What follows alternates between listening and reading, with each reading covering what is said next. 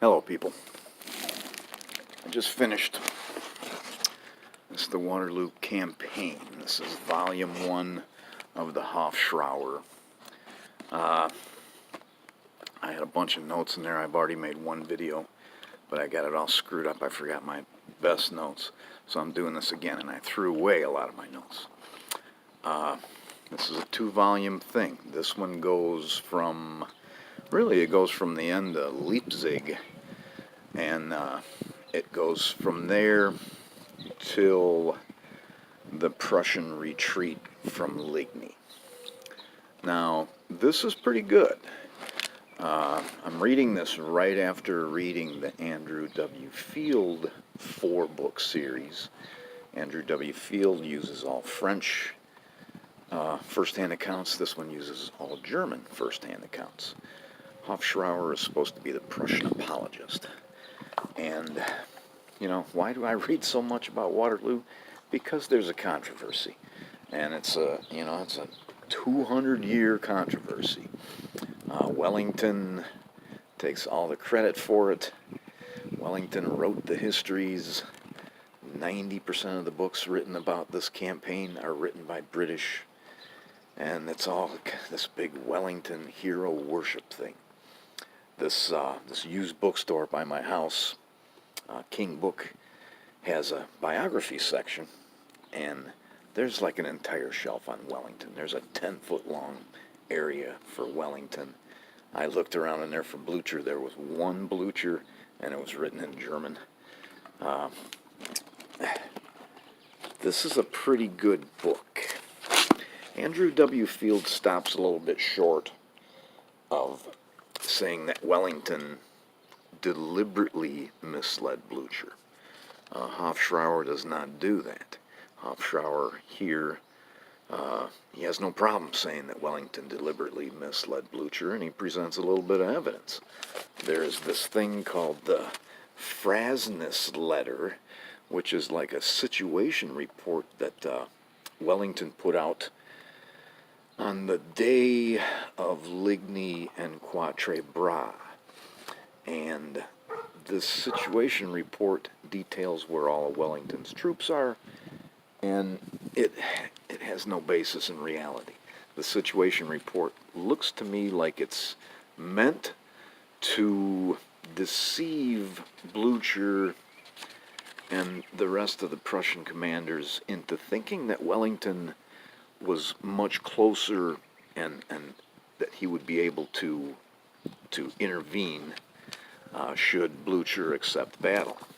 And you know what? Blücher being who he was, I think he would have just accepted battle anyway. I don't think it mattered anyway. It's supposed to have been written by this Delancey guy. It wasn't even written by Delancey. Delancey was mortally wounded at Waterloo, so he never gets a chance to deny it. There's this famous meeting where Blücher and Wellington meet at this windmill near Ligny. And Wellington, he assures Blücher that he will come to his aid. There's a lot of people, a lot of witnesses to this meeting. They all say something different. And I call it the all right, I will come meeting. Muffling. Muffling is and he writes a book too. I'm going to have to try and get it. Muffling is the Prussian liaison officer to Wellington. Muffling says that Wellington said, very well, I will come so long as I am not attacked myself. And that's pretty much, I've seen it in that form, or, close to that before. Dornberg, who's from Hanover, a goddamn dog barking over there. Dornberg says Wellington said, I will see what is standing against me and act on that basis. Clausewitz, who hated Wellington, Clausewitz did not trust Wellington.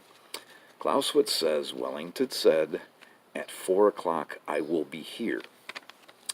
There's another guy here, Grolman. He says, Wellington said, I am convinced that by 2 p.m. I will have so many troops assembled that I can go over to the offensive immediately thereafter. These are all guys that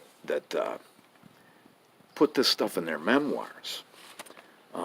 There's a Bavarian, his name is Thurn und Taxis. What a cool name. And this is another memoir.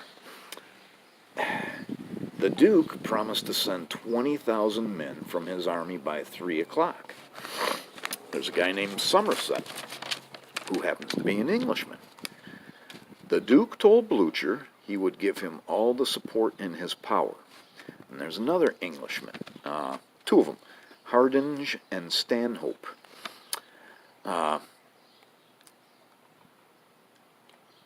They both say that Wellington promised support.